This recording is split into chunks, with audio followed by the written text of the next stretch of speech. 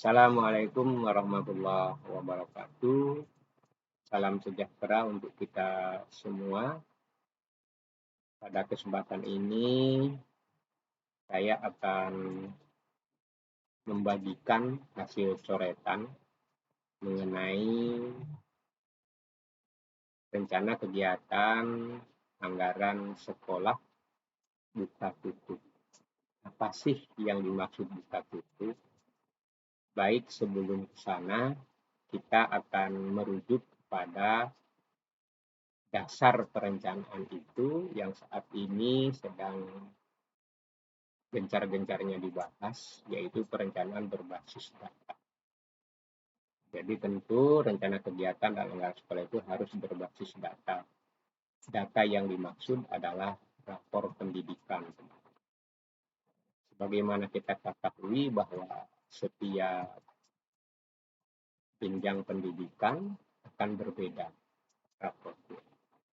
Tentu nanti juga akan berbeda rencana kegiatan dan anggaran sekolah. Itu sudah pasti. Baik, kita teruskan setelah kita membaca rapor pendidikan kita masing-masing, kita analisis, dan pasti kita dalam menganalisis itu kita sudah mengidentifikasi indikator mana yang akan kita intervensi, yang akan kita perbaiki. Saya beri contoh, dalam identifikasi ini ada 5 sesuai dengan prioritas dasmen ya. Ada kemampuan literasi, ada kemampuan numerasi, kemudian ada karakter, iklim keamanan sekolah, iklim kebinekaan. Kalau sudah kita identifikasi, kita akan mencari akar masalah di mana di identifikasi, refleksi, dan benahi. Tadi kita sudah menentukan satu kemampuan literasi yang akan kita intervensi. Ini contoh saja teman-teman ya. Kita beri contoh satu saja. Nah, kemudian kita cari akar masalahnya. Akar masalah ini akan berbeda masing-masing sekolah kan. Tetapi di sini kita sudah dikasih rambu-rambu gitu. Mari kita lihat. Nah, yang di atas ini adalah prioritas ya teman-teman. Ini prioritas. Nah, kemudian ada juga cara memilih indikator yang bermasalah. Ini teman-teman sudah biasa, saya kasih catatan saja. Nah, ini teman-teman akar masalah. Nah, misalnya akar masalahnya tadi dari identifikasi masalah, kita akan ketahuan di sini. Kita akan tahu maksudnya ya. Nah, dari mana ini teman-teman? Nah, ini sudah disusun oleh teman-teman ahli gitu ya, yang sudah biasa menyusun akar masalah, atau mungkin teman-teman punya akar masalah sendiri, dipersilahkan. Ini sebagai referensi saja. Baik, kita mulai. Ini misalnya A1 kemampuan literasi. Teman-teman bisa memilih di antara ini. Ya, ada tinggal ngopi aja. Ngopi ya teman-teman, dari sini di copy, atau mungkin nanti dari rapor pendidikannya di copy terus dipindahkan kemari. Kalau sudah ketahuan akar masalahnya, nah kita benahi. Di mana kita lihat membenahinya di sini. Nah ini teman-teman. Jadi ini membenahinya ini maksud saya kegiatan membenahi ini sudah disusun juga oleh teman-teman yang ahli di bidangnya. Jadi, teman-teman tinggal memilih, tinggal mengcopy dan memindahkan. Copy dari sini dipindahkan ke sini, dipindahkan. Baik, sebelum kita lanjutkan dalam membenahi ini teman-teman, ada tambahan yaitu mengenai deskripsi kegiatan. Jadi kalau kita sudah memilih membenahinya yang mana dari masing-masing identifikasi masalah, nah di sini ada deskripsi kegiatan. Nah ini juga sudah disusun oleh teman-teman ya yang ahli di bidangnya. Misalnya kita memilih benahi satu di bidang literasi.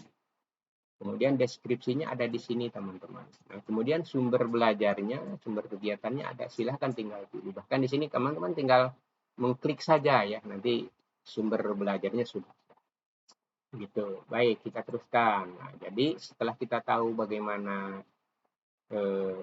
membenahi dari yang identifikasi masalah, akar masalah, benahi. Nah, tentu membenahinya ini tidak sekedar dalam bentuk kata-kata, harus dimasukkan dalam program. Program ini bisa berasal dari RKT, Rencana Kerja Tahunan.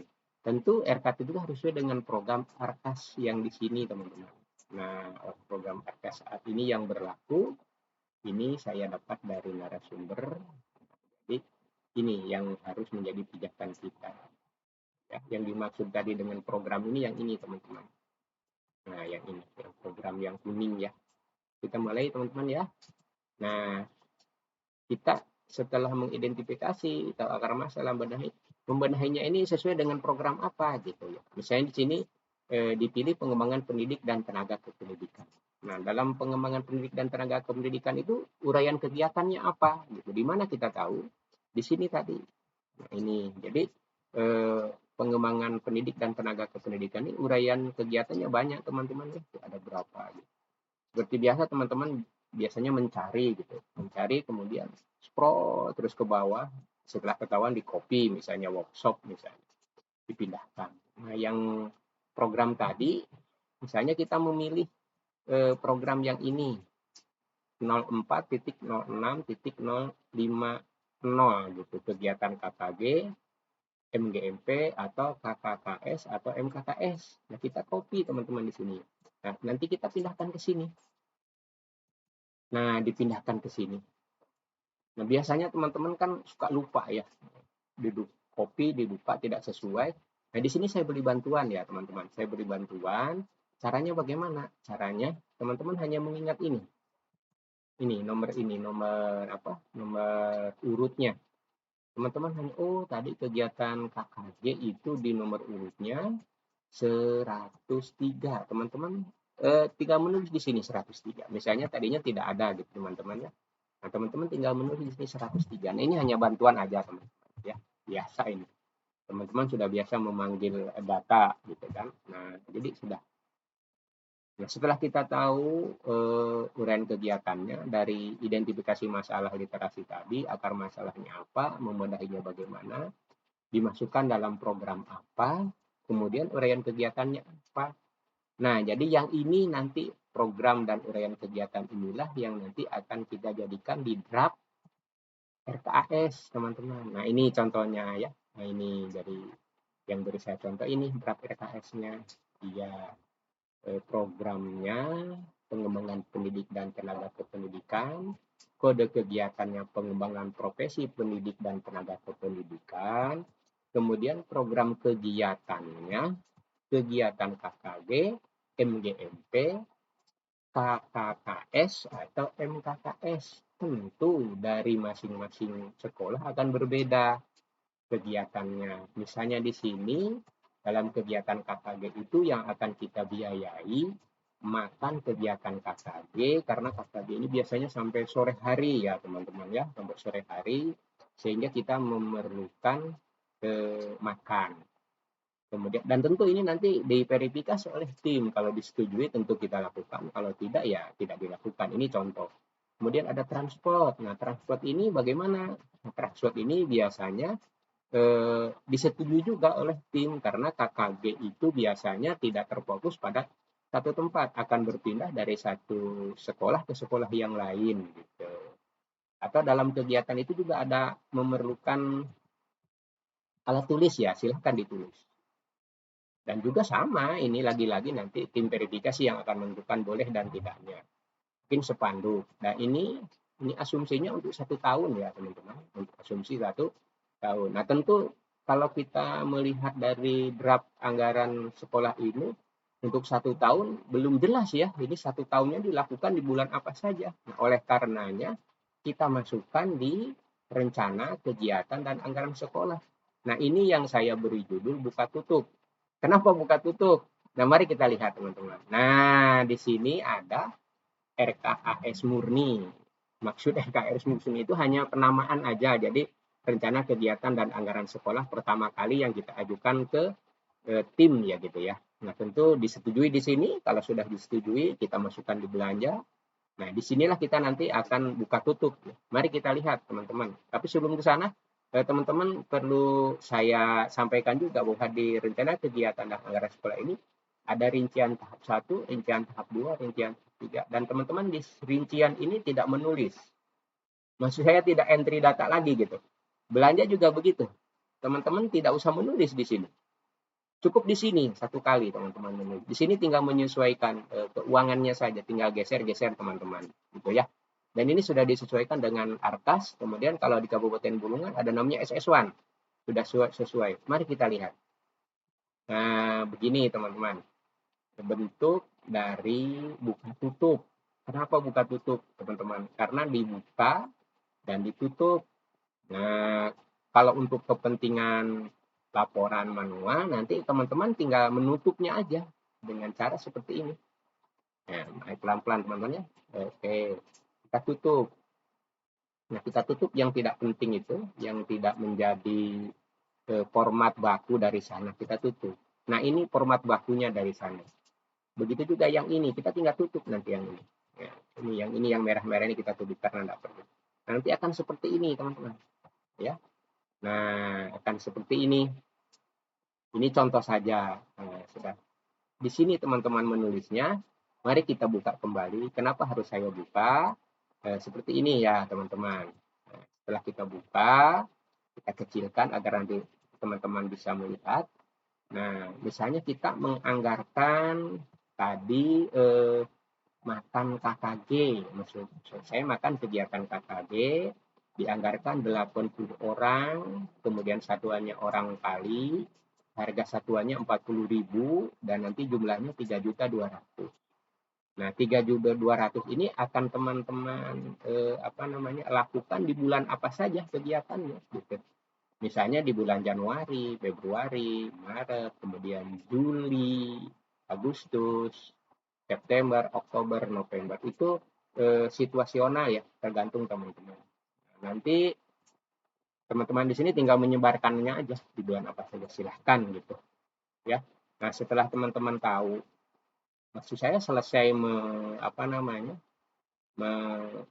meng-entry-nya, teman-teman sudah selesai seperti ini kira-kira, sudah pas dana yang diberikan oleh pemerintah dengan apa yang kita belanjakan. Di tahap satunya berapa, tahap 2 berapa, tahap 3 berapa. Jadi tidak ada sisa. Nah, jadi nanti di sini juga sudah dilengkapi oleh rincian yang biasanya menyertai RKS tadi ya, teman-teman. Jadi sudah teman-teman di sini tidak usah menulis. Saya tidak usah entry lagi, sudah dari sana gitu. Jadi tinggal teman-teman di sini aja bekerjanya hanya di sini gitu. Nah, di sini teman-teman tidak entry lagi, tidak menulis sama sekali. Silahkan tinggal menyesuaikan. Itu teman-teman ya.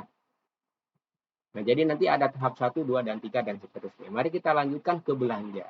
Nah, begitu juga dengan belanja, teman-teman. Nah, belanja ini juga buka tutup. Nah, di belanja ini kita akan leluasa menyesuaikan apa yang kita rencanakan dengan apa yang kita laksanakan. Kalau di rencana itu sesuai dengan kita lakukan, itu tentu nanti tidak ada sisa ya. Tetapi kalau tidak sesuai, artinya yang kita belanja, yang kita anggarkan dengan yang kita belanjakan tidak sesuai. Kenapa terjadi begitu? Karena kemungkinan kalau untuk di Kabupaten Bulungan, kami biasanya pembelanjaan itu ada 2 ya teman-teman. Tapi kalau penganggaran itu harus berdasarkan SSH, standar satuan harga kabupaten. Tapi belanjanya boleh di Sipla, boleh di manual. Seperti itu kira-kira. Tentu ada aturan-aturannya. Mari kita teruskan. Sebuah contoh, ini misalnya teman-teman menganggarkan makan gitu ya. Makan, kita anggarkan makan kegiatan K3 yang tadi. Kita sudah lihat, sudah kita sebarkan. Tentu kalau untuk catering ini biasanya tidak ada perubahan ya teman-teman. Jadi relatif sama. Kemudian misalnya teman-teman di sini menganggarkan spanduk. Spanduk itu 4 meter 50.000. Tentu ini bukan harga asli ya teman-teman. Maksud saya bukan harga sebenarnya. Ini hanya contoh. 4 meter kali 50.000 akan ada 200.000 selama 1 tahun dan didistribusikan pada bulan apa? Misalnya pada bulan ini teman-teman, Maret sama Juni, karena kegiatan yang memerlukan spanduk di bulan Maret sama Juni misalnya. Nah, tapi Saya beri contoh, misalnya tadinya dianggarkan kan di sini 50 ya teman-teman. Kenyataan di lapangan itu ternyata 40.000 gitu misalnya. Jadi teman-teman, ini yang maksud saya di belanja ini ada keleluasan. Silakan teman-teman menyesuaikan, menyesuaikan dengan harga yang sebenarnya, harga yang berlaku di pasaran. Misalnya 40.000 per meter, tentu akan berubah. Yang tadi itu dirubah, yang tadinya di sini 100.000, di sini akan menjadi 80.000. Kenapa? Karena 2 meter kali 40.000. Yang di sini juga 2 meter kali 40.000, sehingga nanti teman-teman di sini akan tahu ya sisa belanja kita itu berapa gitu. Kalau kami mengistilahkannya di Kabupaten Bulungan itu dengan sisa SSH yang ini, nah teman-teman. Nah ini akan ketahuan. Jadi masing-masing tahap ada SSH-nya gitu teman-teman ya. Nah jadi begitu teman-teman ya, kira-kira yang buka tutup seperti itu. Nah dibuka ditutup seperti biasa teman-teman ya, agar mempermudah. Dan ini sudah saya praktekkan di Kabupaten Bulungan untuk entry data kegiatan dan anggaran ini ke SS1 di Kabupaten Bulungan dan Artas. Itu mudah kalau sudah seperti ini, kita tinggal memasukkannya. Nah di sini juga sudah ada rekapnya. Teman-teman lagi-lagi di sini tidak usah menulis ya teman-teman, sudah ada, tinggal print out dan menyesuaikan tanggalnya ini. Biasanya tanggal ini yang menjadi pijakan teman-teman, kapan itu dilaporkan, menurut timnya kapan gitu ya. Termasuk di sini ini periodenya kapan. Tapi di sini saya beri contoh sesuai dengan penganggaran dan belanja yang harus dilaporkan. Kira-kira seperti itu. Begitu seterusnya. Dan di sini juga ada RKS perubahan. Teman-teman juga silahkan di sini. Misalnya nanti tadi ada sisa uang berapa ratus ribu, silakan teman-teman masukkan di sini, nanti akan ketahuan. Begitu juga dengan rinciannya sudah lengkap ya, ada perubahan, rincian tahap 1, kemudian tahap 2, kemudian ada tahap 3. Demikian teman-teman uraian saya, mengingatkan teman-teman bahwa sekali lagi saat ini kita harus membuat RKS itu berdasarkan data, yaitu rapor pendidikan. Pada kesempatan ini juga mengajak teman-teman, mari kita membuat rencana kegiatan dan anggaran sekolah sesuai dengan data sekolah yang kita miliki masing-masing. Teman-teman, barangkali di antara teman-teman ada yang penasaran gitu ya, yang sudah melihat coretan saya ini. Untuk Kabupaten Bulungan tentu sudah kenal dengan saya, Akeng Jailani dari SD Negeri 08 Tanjung Setengah. Silahkan menghubungi dan saya dengan senang hati akan berdiskusi, atau mungkin teman-teman meminta file ini, dipersilahkan teman-teman ya. Atau mungkin teman-teman nanti meminta saya untuk mengulangi atau membacakan kembali, atau seperti apa sih prosesnya, saya juga dengan senang hati. Baik saya akan ke tempat teman-teman bekerja, atau mungkin teman-teman ingin berkunjung ke sekolah saya di pegunungan sambil merasakan sensasi bagaimana kalau berkendara di daerah pegunungan gitu. Silakan teman-teman ya. Itu dari saya teman-teman. Terima kasih. Assalamualaikum warahmatullahi wabarakatuh. Salam sejahtera. Indonesia tetap semangat.